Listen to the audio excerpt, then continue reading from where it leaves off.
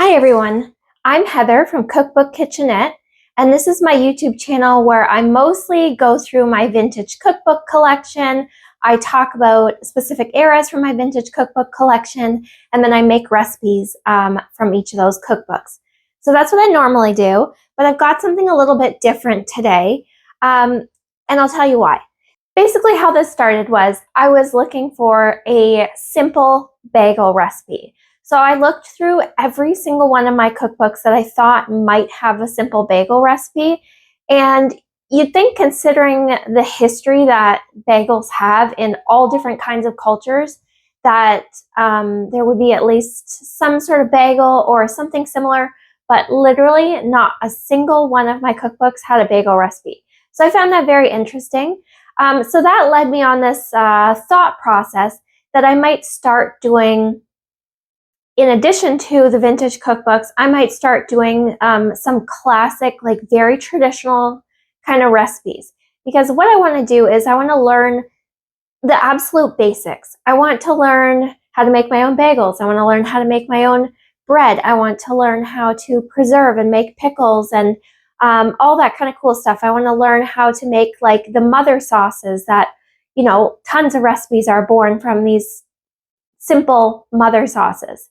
So that's another one of my goals with my cooking venture here. So for the most part, I will still be going through my vintage cookbook collection, but then here and there, I'll be adding in some things. Like I plan to make my own pasta. That's one that's going to be coming up soon.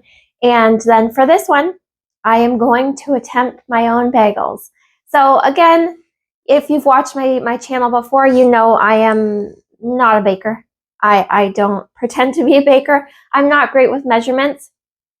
I tend to just take recipes and then do what I feel like doing. So that's why I'm not a great baker, because I'm not good at following the recipes step by step. But yeah, I'm going to try. I'm going to attempt it. I'm going to try to follow the recipe as best as I can. So I just got a simple bagel recipe using my KitchenAid mixer. And this one, it uses the traditional yeast because that's what I had. So the first step for that, I've got my KitchenAid mixer bowl here. And the first step is to activate the yeast. So it says in the bowl of the KitchenAid mixer, combine 1.5 cups warm water, 2.25 teaspoons yeast, that's the traditional yeast, and 1 tablespoon sugar. And then I let that sit for 5 to 10 minutes until it's foamy. So I'm just going to start with that. So this is me starting with exactly what I described. I have 1.5 cups warm water in my KitchenAid mixer bowl. And then I added in 2.25 teaspoons of active dry yeast. So I have the traditional yeast from Fleischmann's. That's what I used. And the Fleischmann's, it has to be refrigerated after you open it. So just an extra tidbit. So you add in the warm water, you add in the active dry yeast, and then you add in 1 tablespoon of granulated sugar, and that helps to activate your yeast. And then you let it sit. You let it sit for 5 to 10 minutes, and then it gets foamy. So we'll show that process here.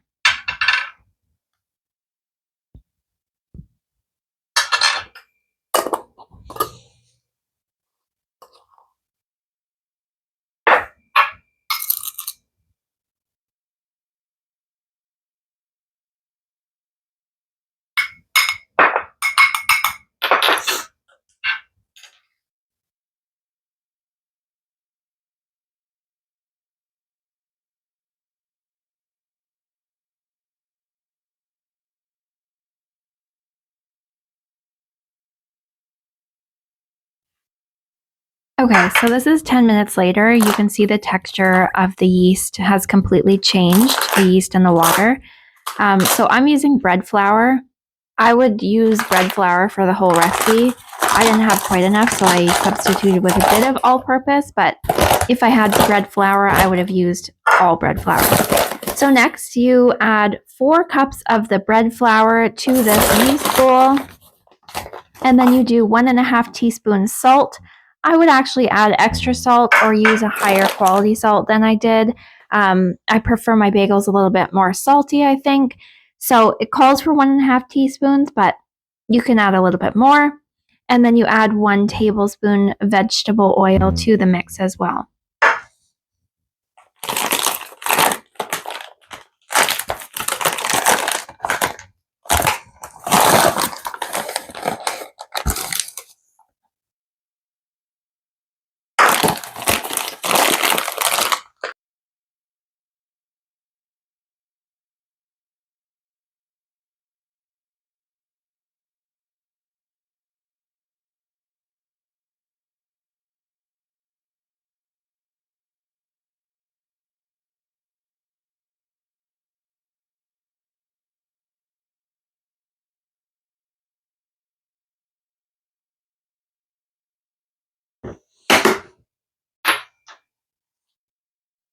I just gave this a little stir with my spatula, but you really don't have to because you're putting it in your KitchenAid mixer, which I love. That's the fun part. So then you get your dough hook attachment. You mix on low speed until it's combined, and then you knead on medium-low, which is speed 2, for 7 to 10 minutes. So you have to wait till the dough is smooth and elastic. I think I did about 7 minutes, maybe slightly longer. So next you get a greased bowl. I just used some canola oil spray, but I think I'd use like an avocado oil spray next time. And you put your dough ball in the greased bowl, and then you cover it with a damp towel. I just did a warm damp towel. I'm not sure if that's what you're supposed to do, but I did that. And then you let it rise in a warm-ish place for 1 hour or until it doubles in size. So that's it once it's risen and doubled. I don't know if you can tell the difference, but it was quite larger. And then you punch the dough down. That's a fun part too. I had a lot of fun making this recipe actually. So you punch it, and then you divide it into 8 equal pieces. A lot of the recipes that I see online, they have like a cool cutter thing for bagels, but I don't have that because this is my first time making bagels, so I just cut it into 8 pieces. And I tried to be as even as possible, but you know, I think some were a little bit larger than others maybe, but you can even that out later.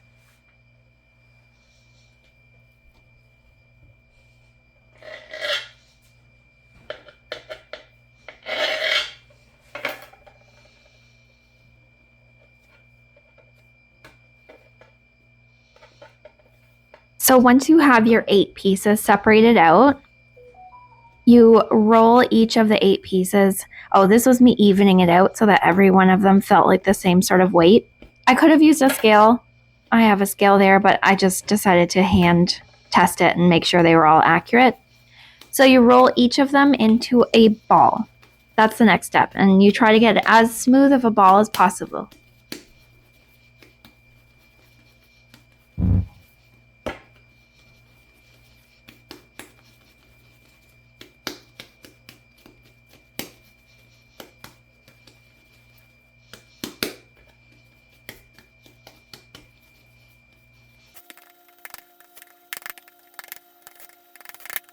Obviously, I sped this process up so you didn't have to wait for me to roll every single one of these balls. So the next step is, once they're all rolled, you take your thumb and you poke a hole through the center of the ball with your thumb, and then you stretch it slightly to form a ring. And the holes I did, like these are New York style bagels, so they're supposed to be puffy and airy, but I would have made my holes a little bit bigger because once they were cooked, a lot of the holes sort of closed in. So next time I make them, I would make the holes a little bit wider if I can without breaking the bagel dough. So every single one of them turns out like that. Again, I sped it up so you don't have to wait for me to shape all these. So then you put the bagels on a lightly floured surface, which I have there on my baking tray. And then you cover it with a dry towel. You let them rest for 15 to 20 minutes, and that gives a second rise. So next up, you boil the bagels. So first you would preheat your oven to 425 to prepare for when the bagels are done. You bring 2 quarts of water, the recipe that I was using, but I just filled up the pot as much as I felt like it was right. and I used a 1/4 cup of honey. I used creamed honey because that's what I had, but I don't know. I think whatever honey you want to use is good. You bring that to a boil. You can also use brown sugar as well, but I like the idea of honey on my bagel. So you bring that all to a boil, and I think I sped this up as well so that you don't have to wait for literally watching a pot to boil.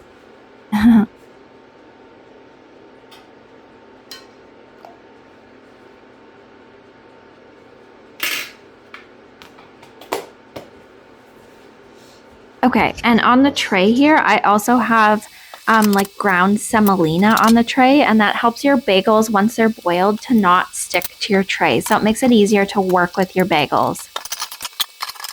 Okay, so I just brought this to a boil, and I forgot to film the first part. But you put each bagel in your honey water once it's at a boil for 30 to 45 seconds each per side. So it's pretty quick, pretty simple. I just used a little flipper, and then I drained them out and put them on the cornmeal sheet.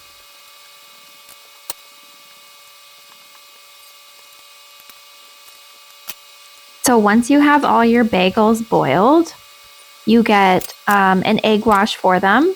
So you try to use, I used a beaten egg plus a little bit of water just to make it go further and make it a thinner egg wash. And then you top it with whatever toppings you want. So I've got my egg wash here, and I have like an everything bagel seasoning, which was delicious. Next time I would also try a sesame or a poppy seed. I think that would be very good. So I cover them all with the egg wash, and then I go in with the seasoning and cover them all with the seasoning.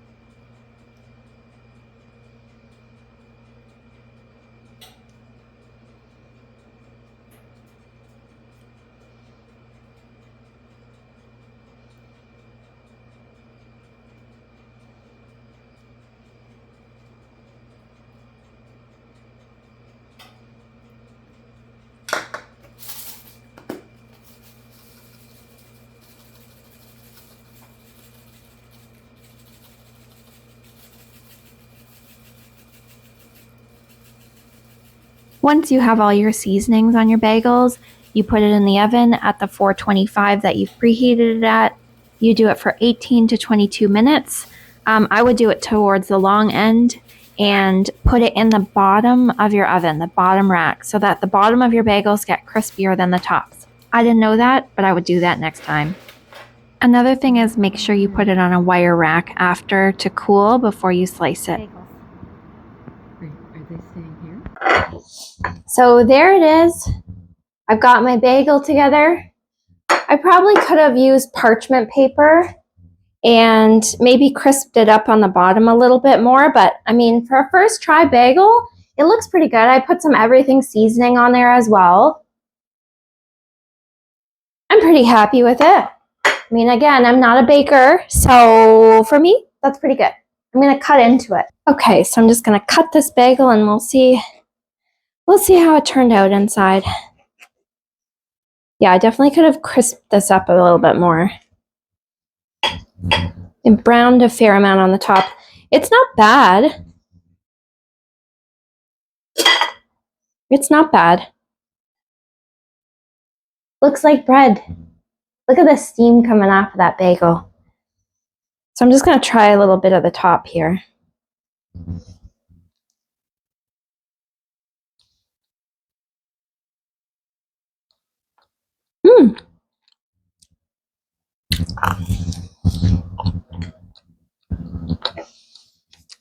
So again, I would use parchment paper.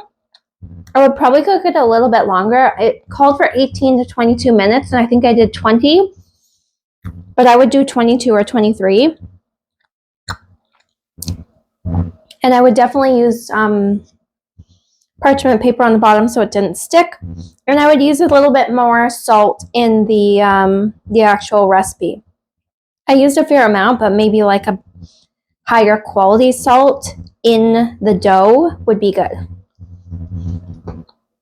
But the everything bagel has its own salt in it, so the top is very good. The bottom, could use a little work, but the top is good. All in all, pretty good recipe. I'm very happy with how that turned out. So thanks for following along, and stay tuned for more of these like classic kind of recipes. I'm going to try to do more of these in addition to the vintage cookbook recipes. Thank you. Bye.